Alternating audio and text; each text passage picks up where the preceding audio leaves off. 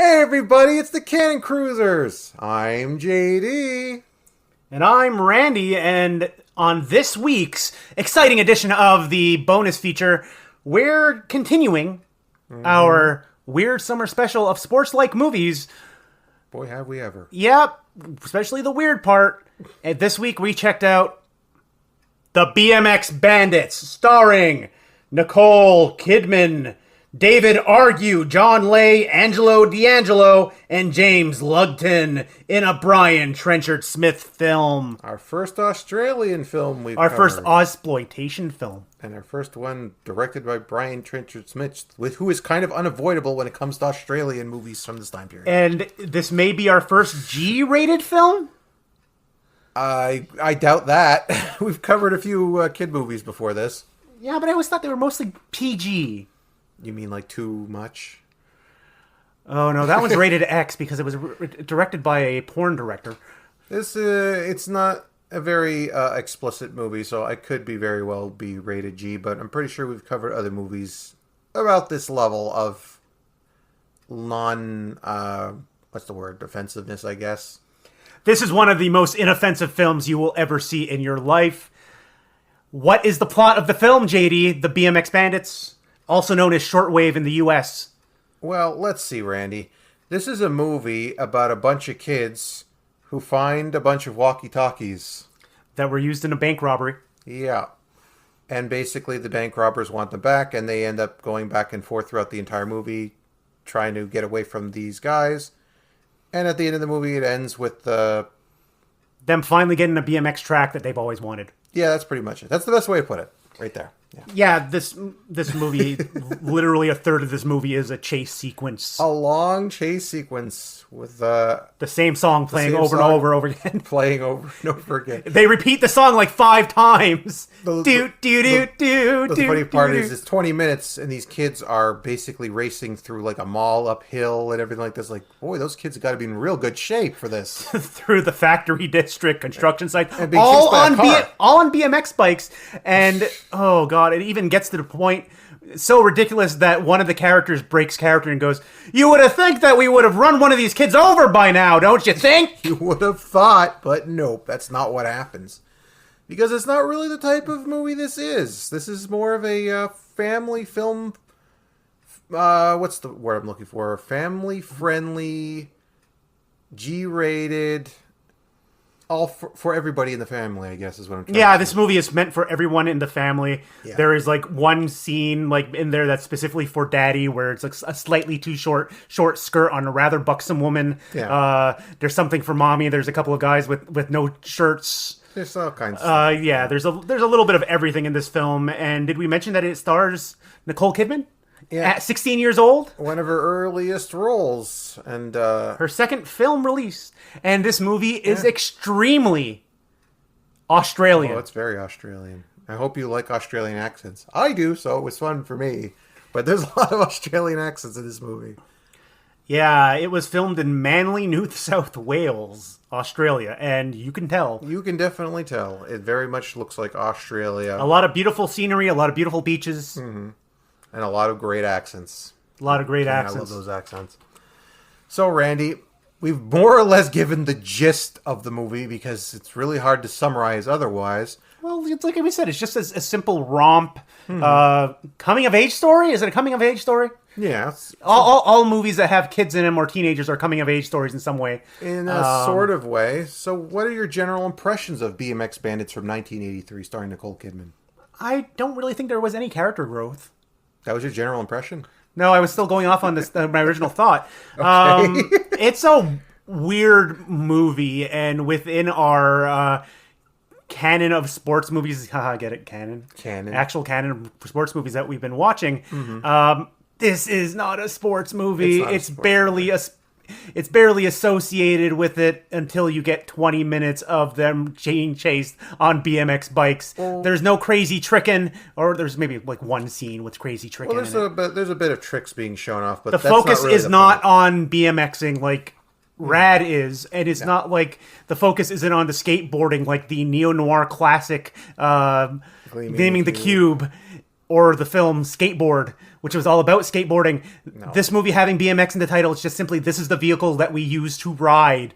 Yeah, because there's a lot of BMX in the movie, but not so much BMXing, which is a big difference. A bit of a difference. The most actual BMXing you get that isn't a chase scene is over the credits when they finally get a BMX park, which is what they were complaining about for the entire movie. Like, I really wish that there was a BMX park around here for us kids. And they got one at the end of the movie.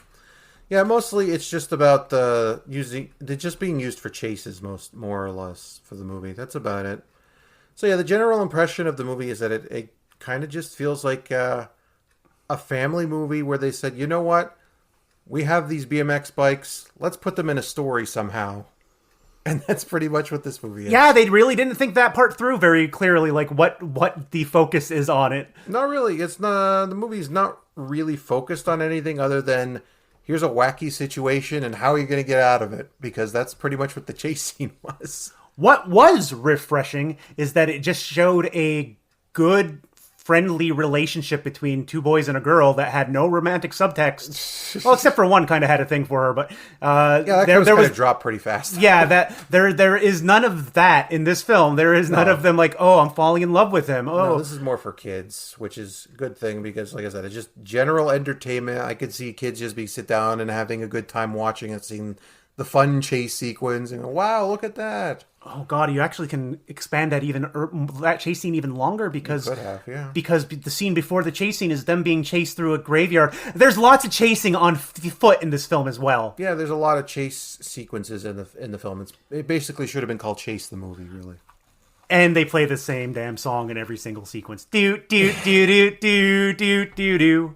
Well, they mix it up. It's just for some reason in that specific chase scene, it's that one song. They have 3 songs in the movie, and they play the do do do do do. But that was only over and over again in that one chase sequence, which goes on for 20 minutes for some. No, reason. whenever they're chased on a bike, then they play that song. It's a strange film overall, which I guess is par for the course considering it's a B movie from Australia and directed by Brian Trenchard Smith, who puts out a lot of really weird stuff.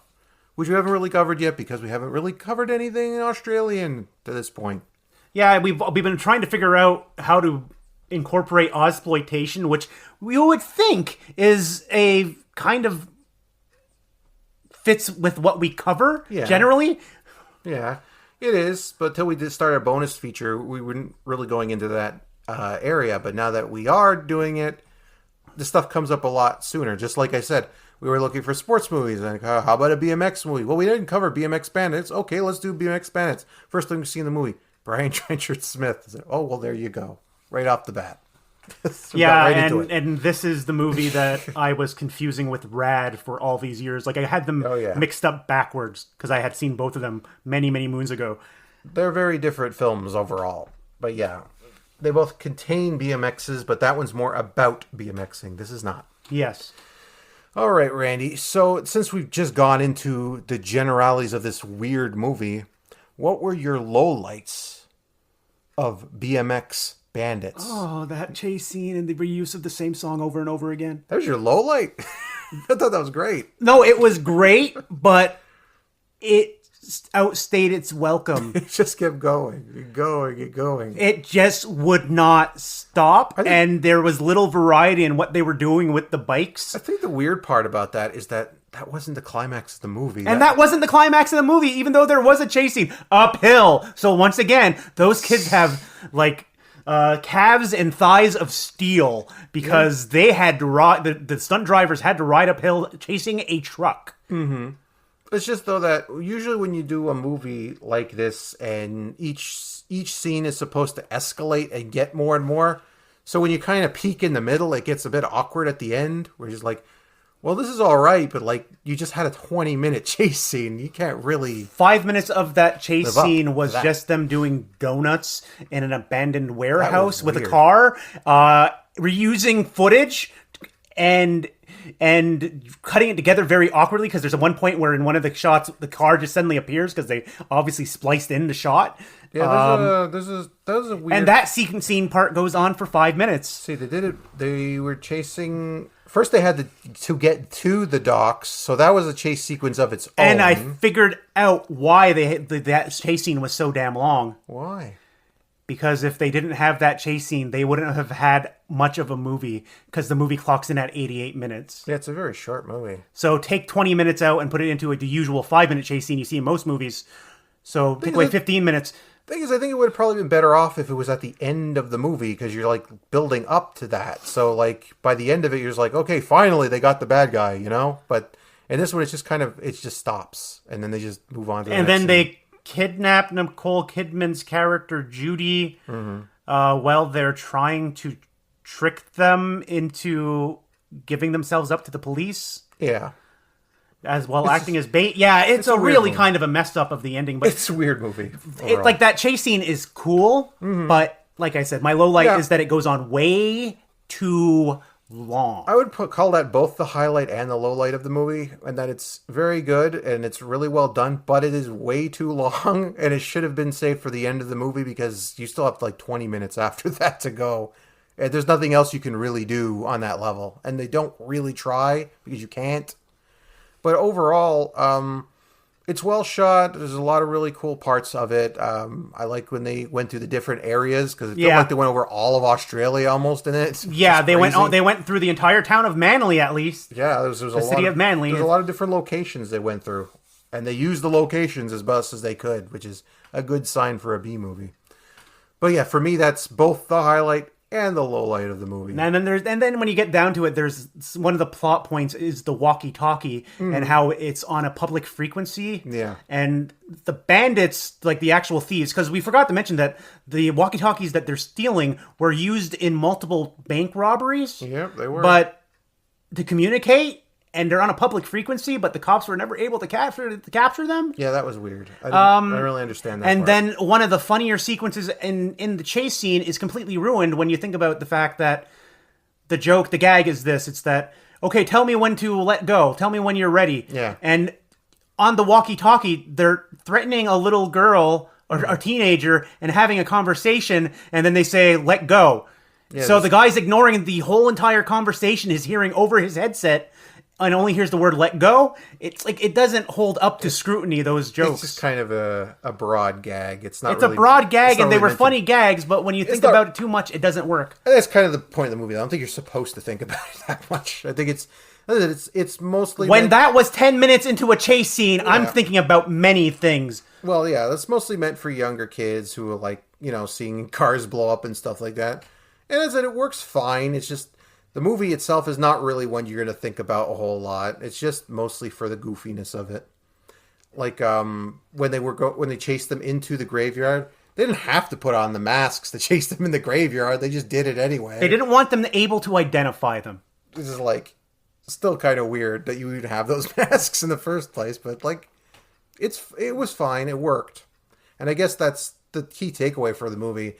There's a lot of it is just kind of silly stuff thrown together, but it does work overall. It's an enjoyable watch. Highlight for me, I guess I'm going to say, is the kind of obvious is that Nicole Kidman, she was entertaining to watch, and you can see how she made that jump over the pond from Australia to Hollywood because she was charming and she was completely suiting to the movie and actually was acting. Yeah. And not everything out of her mouth was a zinger.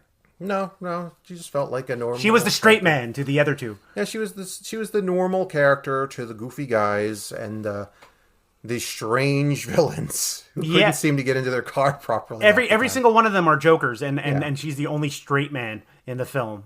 Yeah, it's like it's wackiness almost on par. Actually, I kind of like the performances all around, as broad and as overacted as they were. It's a silly movie. It's not really meant to be anything else. It's not like Gleaming the Cube, where you're just like, you need these noir elements where his friend gets killed or something like that. It's a neo-noir film, JD. It's just a goofy, fun time. And like I said, it's not really meant for older people, clearly. This movie is not meant for older people. As somebody who only vaguely remembers seeing this once many, many moons ago, like I said previously, I have no nostalgia for it. I don't think I ever saw it at all. I'm pretty sure I saw Rad, but I don't think I saw this one. Watching this, I remember parts of it, like little bits and pieces here and there. Except that now that I'm 40 years old, they kind of felt like they went on too long. Like, I remember parts of the chase sequence. Because you're not, like, glued to the screen going, wow, look what he's doing now. Wow, look, he went through this part. You know, he's in the mall. Like, when you're an adult and you're watching a movie, like, you're more like, okay, what service does this have to the plot? No, you know, this. If you're an adult, you're staring at your watch going, okay, we're 10 minutes in, we're 10 minutes into this chase scene, and all you are doing is driving around in circles. What's going on here? Let's get on to the next plot point. But like, if you're a kid just watching this, you're probably just like, yeah, that's fun. What else are they going to do with, you know? So overall, it's a fine movie that does what it wants to do, and I'm pretty sure it works for the audience. There's no bike, like barely any bike jumps. There's barely any like ollieing with the bike. No, it's mostly just chasing, really. Yeah, they just ride the bikes and off-road it is for the most part. Yeah, it's like I said, the thing with the movie is like the BMX aspect is really tangential to everything. There's one sequence when they get the bikes initially after they sell the first couple of walkie-talkies that they're... Oh yeah, that's the other part of the plot, is that the found walkie-talkies, they were selling them on the kid black market, basically, to other teens, and to get money to buy the bikes. Yeah, which they do. Which they needed at that point because we were half of the way through the movie and nobody had any bikes. Well, that's because they broke the bike at the beginning of the movie. And once they want to show you how cool Nicole Kidman's character is, she's the one doing all like the ramp vert jumps and like the little flatland tricks with the bike, and you're like, okay, oh, this is the type of movie it's going to be. There's going to be a lot of this stuff. No, there's not. Not really. Again, it's just kind of an excuse to get the action going and to have a goal at the end of the movie to get to the bike park at the end. So yeah, overall, like I said, it reminds me of a movie, JD. Well, you can get that reference. It is. Yeah. Like I said, because the kid keeps saying, "Hey, it reminds me of a movie." Yeah, like I said, because it is. It's a pretty simple movie. It's a wacky movie, and like I said, overall, I think I would give it a 3 out of 5. It's an enjoyable film. I think it would be more suited though to younger audiences. I'm not sure older audiences, unless you have nostalgia for it, would really get a lot out of it. I'm weighing it here. I enjoyed it, but not overly much. So a 3 is possibly the highest I could give it. That's it. It's for what it is. But I like I said, I'm weighing it. It's like I don't know if I'm leaning more towards a 2 or a 3. Well, I'll agree with JD then and just say that this is more suited for children. And I'll give it a 3, a grudging 3, because I did enjoy some of it.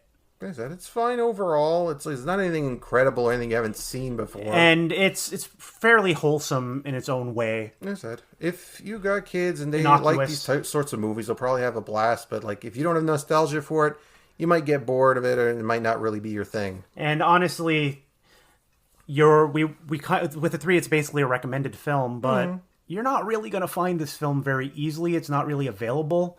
Oddly enough. We once again had to go to the internet and find it on all places on YouTube.